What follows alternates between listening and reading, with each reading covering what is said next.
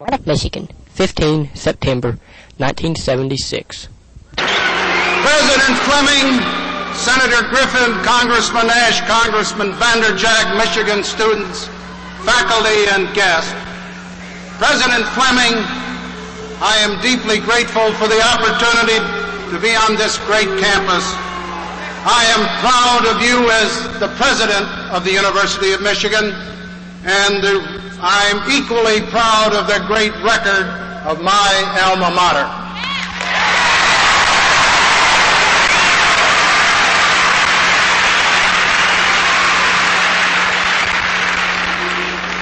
I am deeply indebted to Senator Bob Griffin, an outstanding United States Senator,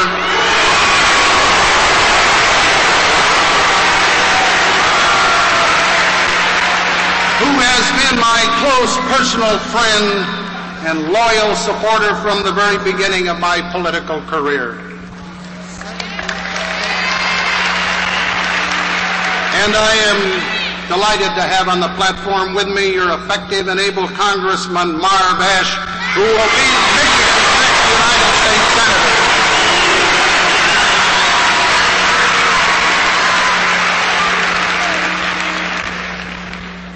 It's great to be back at the University of Michigan, the home of the #1 Wolverines.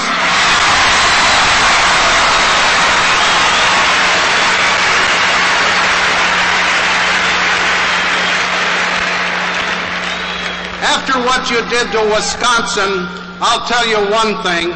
I'd rather run against Jimmy Carter than Harlan Huckabee any day of the week.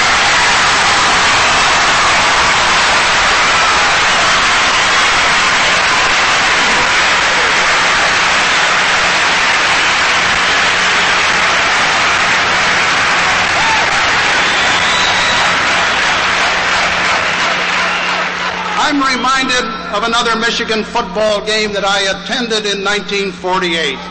I had just won my first Republican nomination. Then, as now, I faced a tough challenge.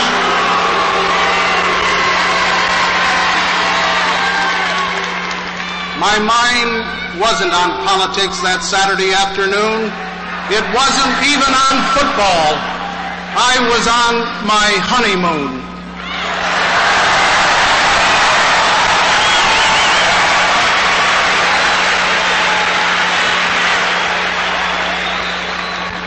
Betty and I were married the day before, and tonight I would like to introduce you to my bride, Betty Ford.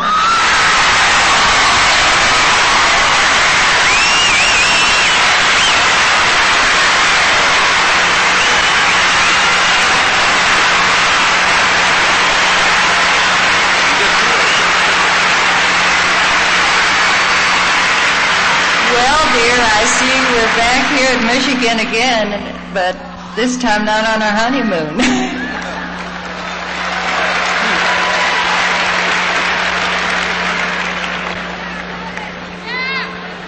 That was some years ago, but as has been indicated, Michigan and Ford have been winners ever since.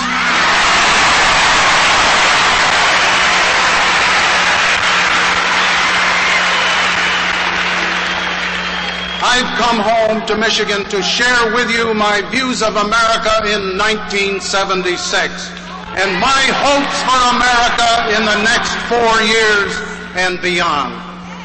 During the last 2 years, in the aftermath of a difficult war and a painful ordeal of economic adversity and political crisis, we reached a critical turning point in America's history. Throughout most of your lives, America has faced turmoil. Some of our most beloved leaders have been assassinated. There was a war we could not either win or end. There were destructive riots on our streets and on our campuses. We suffered runaway inflation and the worst recession in 40 years.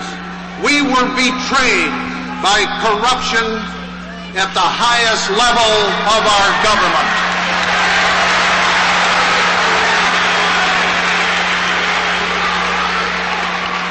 Fortunately, the skies are far brighter.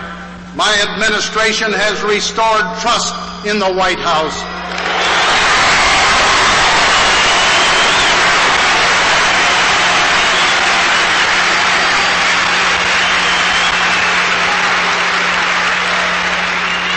My administration has turned the economy around. We are in the midst of a growing prosperity.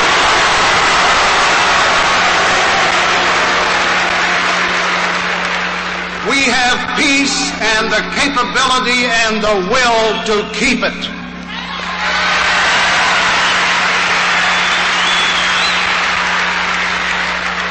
Through all of this, we found in ourselves a basic strength which has proven mightier than our armaments, more precious than our great store of national wealth, and as enduring as our Constitution. As I said on taking the oath of office as President 2 years ago, our long national nightmare is over.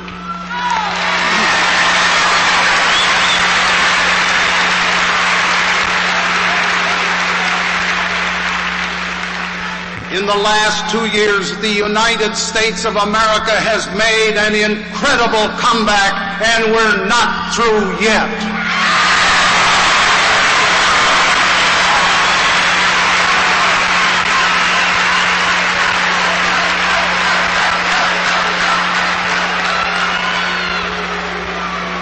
In 200 years as a free people, much has changed in our nation. But America's basic goals remain the same.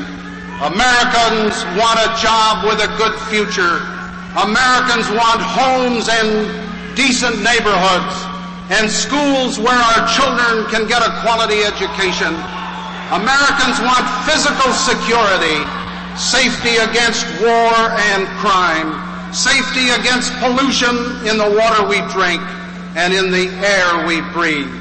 We want medical and hospital care when we are sick at costs that will not wipe out our savings. We want the time and opportunity to enlarge our experience through recreation and travel. We Americans are proud people.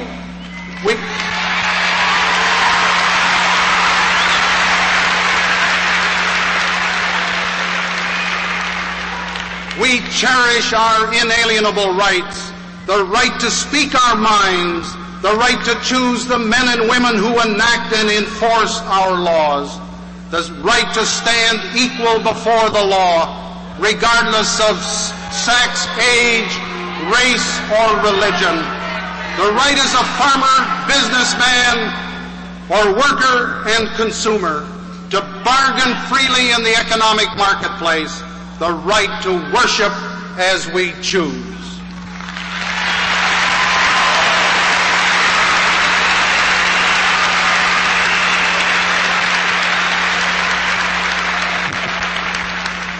It all adds up to the great American dream. These are goals which every politician and every citizen has for America. They are not some mystic vision of the future. They are the continuing agenda for action. And so the question in this campaign of 1976 is not who has the better vision of America. The question is who will act to make that vision a reality.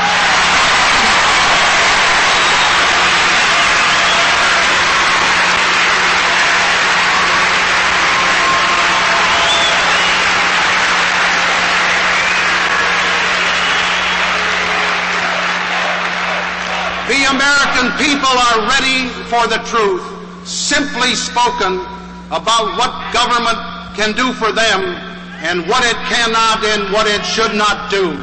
They will demand performance, not promises, specifics, not smiles.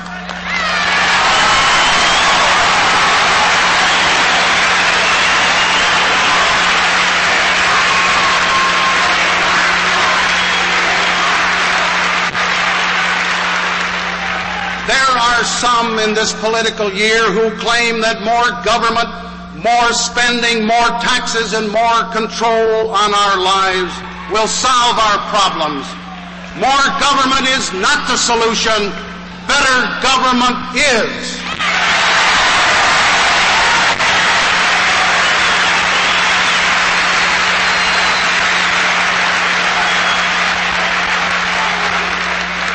It is time we thought of new ways to make government a capable servant and not a meddling master.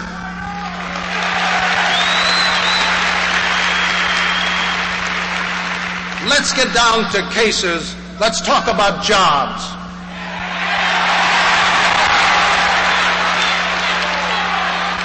Today, 88 million Americans are gainfully employed, more than ever before in American history.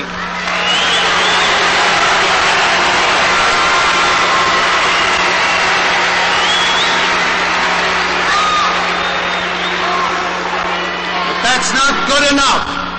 My immediate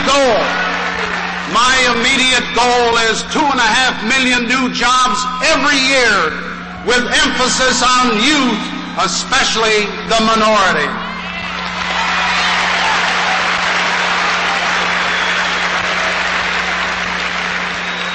And I don't mean demeaning dead-end jobs paid for out of the federal treasury, but permanent jobs with a future generated by the demands of a healthy economy.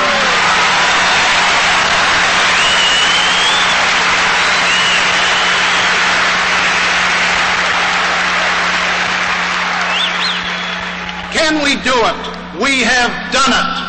We proved once and for all that you can cut inflation in half and add 4 million new jobs in just 17 months. We did it with tax cuts that allowed Americans to spend more of their own money. We did it with tax incentives that encouraged job production. We did it by letting our free economic system do what it does better than any other system in the world: produce.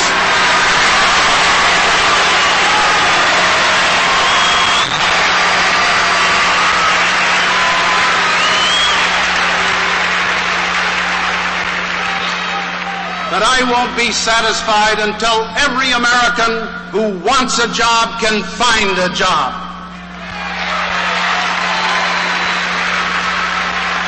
I'm particularly concerned that there are too many young Americans who cannot find a good job or get the training and the experience they need to find a job.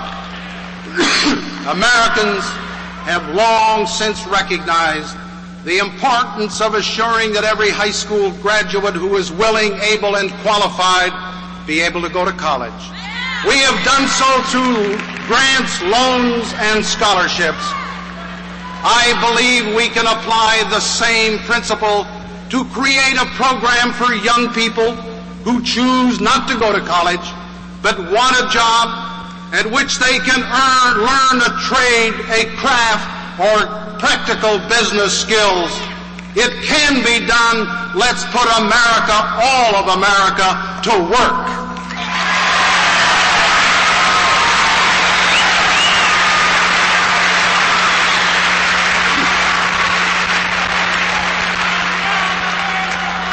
Once a good job is secured, it's an American tradition to put some of those earnings toward a family home.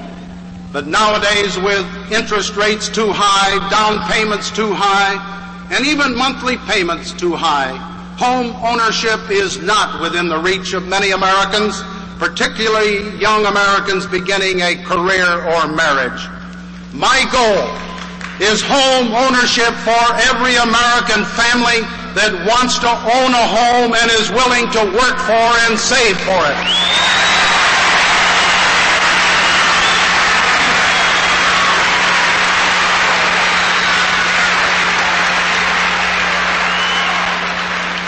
Here's how I will meet that goal. First, I will continue to pursue economic policies, including tight control of unnecessary federal spending, which will hold inflation down, reduce interest rates, cut your taxes, increasing your purchasing power, and making more funds available for home mortgages. Second, it is time we did something more about the down payment requirements, which so many people can't afford. I will recommend changes in FHA law to reduce down payments on lower and middle priced homes by up to 50%.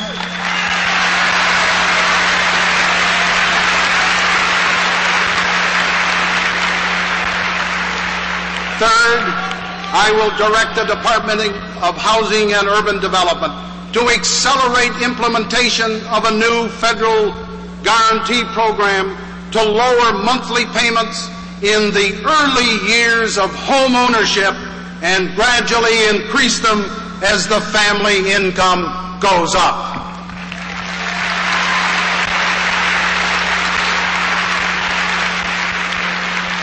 A good job, a good home. Now let's talk about the good health.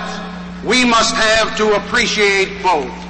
My goal in America, where health care is not only the best in the world, but is both accessible and affordable.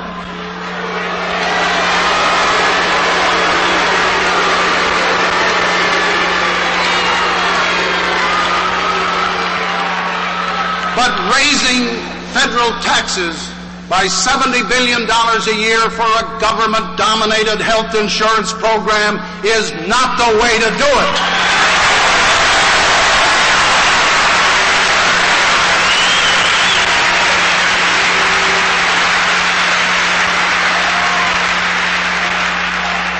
That path leads to more bureaucracy, more fraud, more taxes, and second-class medical care.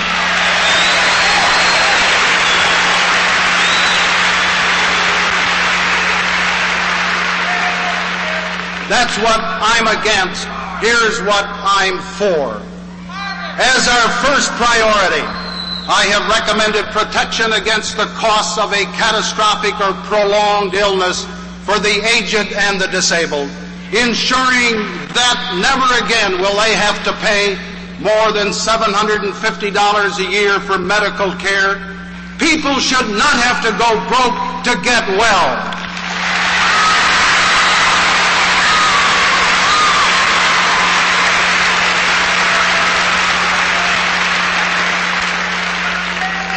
Next, I proposed to the Congress last spring a major reform in federal health programs. We should combine 16 overlapping and confused federal health programs, including the scandal-ridden Medicaid program, into one $10 billion program that distributes the federal funds more equitably among the states and ensures that those who need these services get first-class care.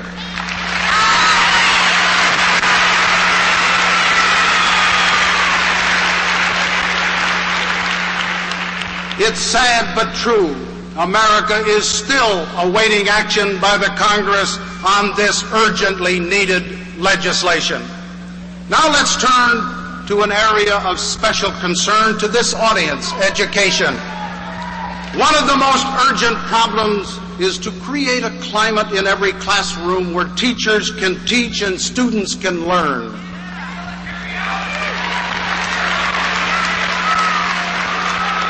Quality education for every young American is my administration's goal. Major reforms are necessary in the relationship between the national, state, and local units of government so that teachers can spend their time teaching instead of filling out federal forms.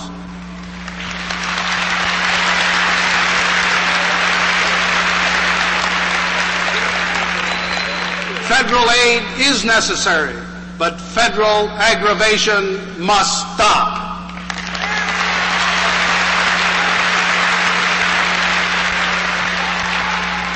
Nine months ago, I proposed to the Congress that we replace 24 paper-shuffling educational bureaucracies with a single federal program which would provide $3.3 billion in direct aid to elementary and secondary schools throughout this country. The Congress has not acted. Once again, this Congress has shown itself to be sitting dead in the water.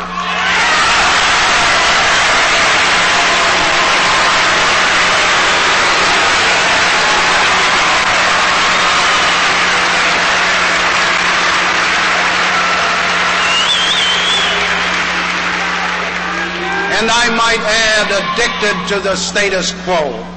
The American people deserve better representation than that, and they will demand it on November 2nd.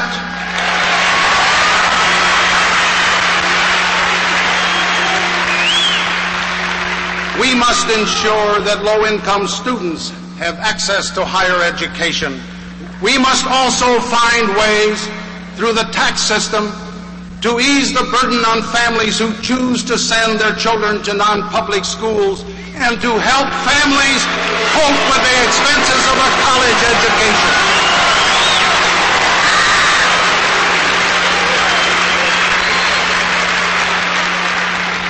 In this administration, the education needs of America's middle-income families will neither be forgotten or forsaken. Education is the key to a better life. The prevention of crime is essential to making our lives secure. The Constitution demands that we ensure domestic tranquility, and that is what I called for in my crime message to the Congress about a year ago. Most crimes are committed by hardened career criminals who know no other life than the life of crime.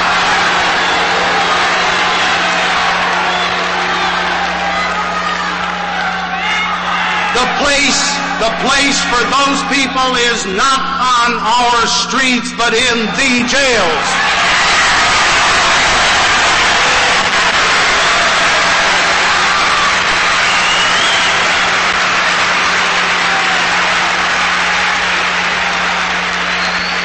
The rights of the law-abiding society, the rights of the innocent victims of crime must be fully protected.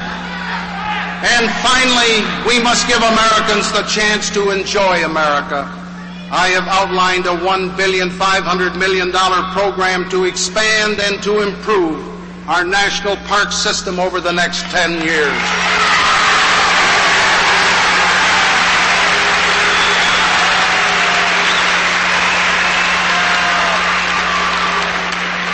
This means more national parks, more recreation areas, more wildlife sanctuaries, more urban parks and historic sites. Let's make this America's bicentennial birthday gift to all of our future generations.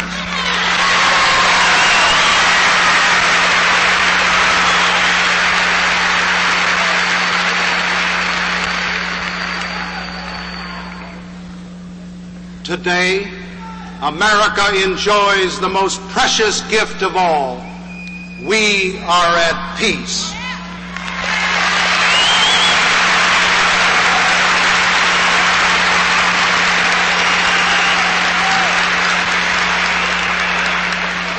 No Americans are in combat anywhere on the earth, and none are being drafted, and I will keep it that way.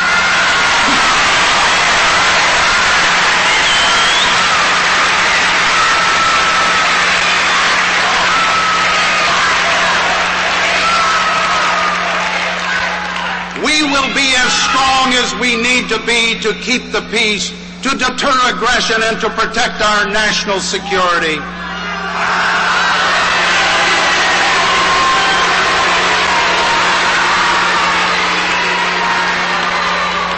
But if our foreign policy is to have public support, it must represent the moral values of the American people.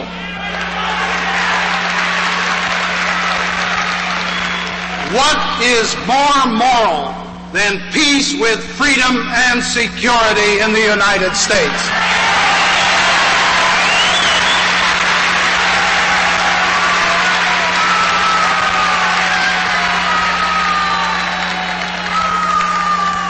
as the leader of the free world, America has a special responsibility to explore new paths to peace for all mankind. It is a responsibility we have not shirked. We have been a force for peace in the Middle East, not only promoting new agreements, but in building a structure for a more lasting peace. We have worked for peace with the Soviet Union, not only in resolving our many conflicts, but in building a world where nuclear armaments are brought under control. We are working for peace in Europe, where the armies of two major coalitions confront each other. We will continue to build our relationship with the People's Republic of China, which contributes importantly to peace and stability throughout the world.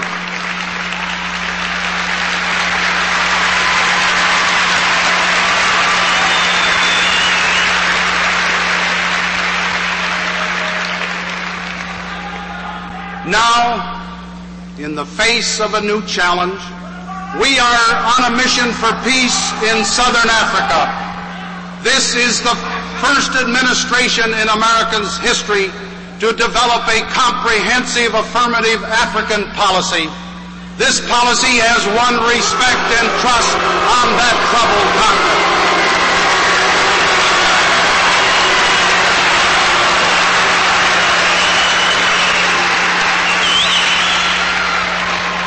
At my direction, Secretary Kissinger is now engaged in an intensive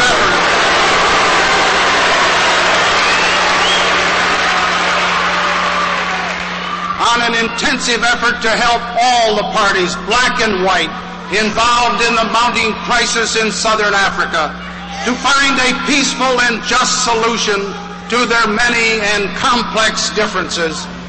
The African parties, in the very grave and complicated problems of Namibia and Rhodesia, have encouraged us to help them in the search for peace and justice. We are also backed in our efforts by our European allies with traditional bonds to the African continent. In particular, we are working in close collaboration with the United Kingdom, which has historical and legal responsibility in Rhodesia. Success will depend fundamentally on the cooperation of the parties directly concerned. We will not and we cannot impose solutions, but will depend upon the goodwill and determined efforts of the African parties themselves to achieve negotiated settlements. We seek no special advantage for ourselves in these negotiations. We share with the people of Africa these fundamental objectives: a peaceful outcome, a future of majority rule and minority rights,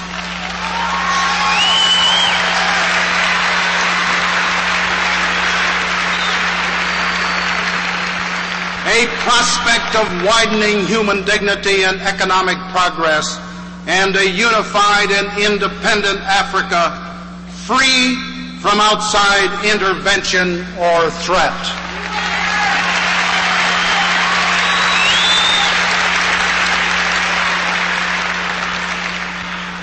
The tortuous path that leads to these goals is not an easy one. The risks are great, but America's interests and America's moral purpose summon our effort.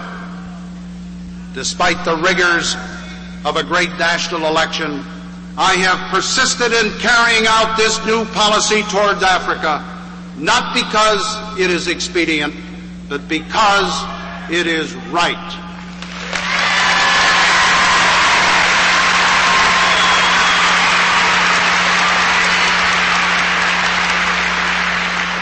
I pledge to you that under my administration, American foreign policy will serve the interests of our country and our people. It will be true to our great heritage of the past, fulfill our purposes in the present, and contribute to our best vision of the future. It's not enough for anyone to say, "Trust me." Trust must be earned.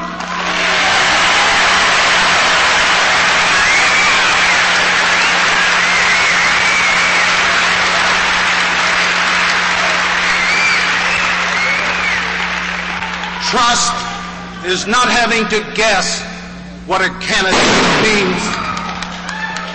Trust is leveling with the people before the election about what you're going to do after the election.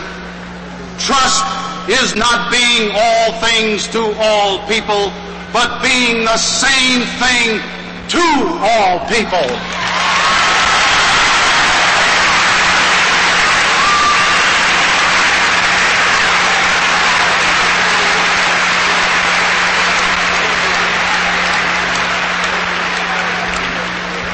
Trust is not cleverly shading words so that each separate audience can hear what it wants to hear, but saying plainly and simply what you mean and meaning what you say.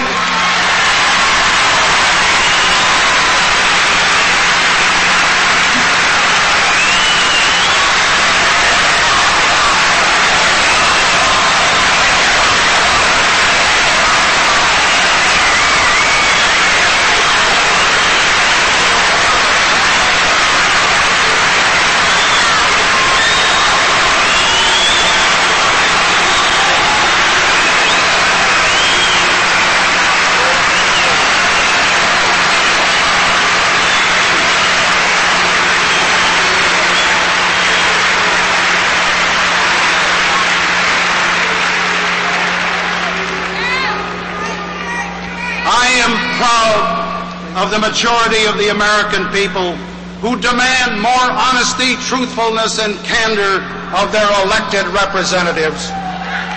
The American people, particularly our young people, cannot be expected to take pride or even participate in a system of government that is defiled and dishonored, whether in the White House or in the halls of the Congress.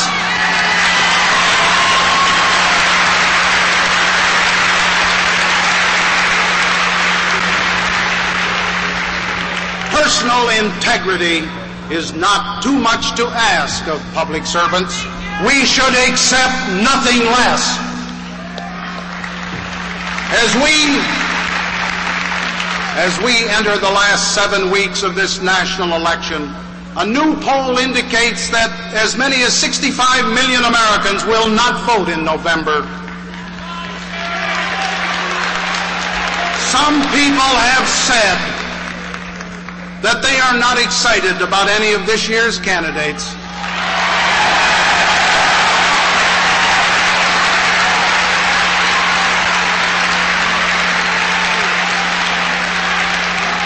Let them be excited about America.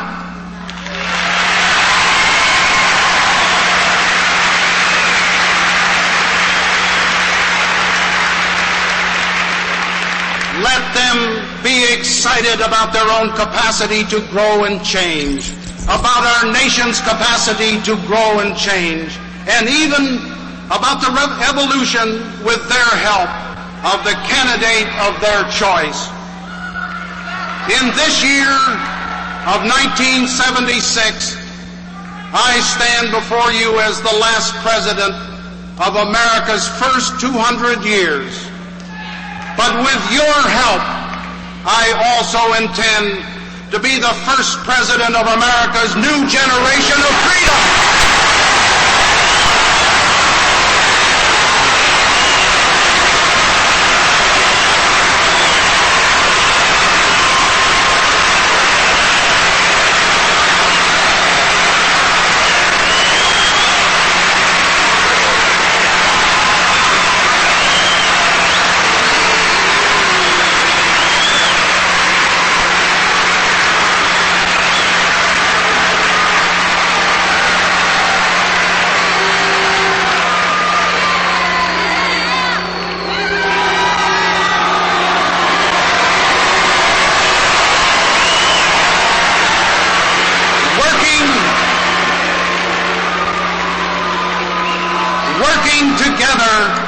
we can build an America that does not merely celebrate history, but writes it, that offers limited government and unlimited opportunity, that concerns itself with the quality of life, that proves individual liberty is still the key to mutual achievement and national progress. And when the history of this great era is written, future generations will look back at America in 1976 and say, yes, they were 200 years old, but they had really only just begun. Thank you very much.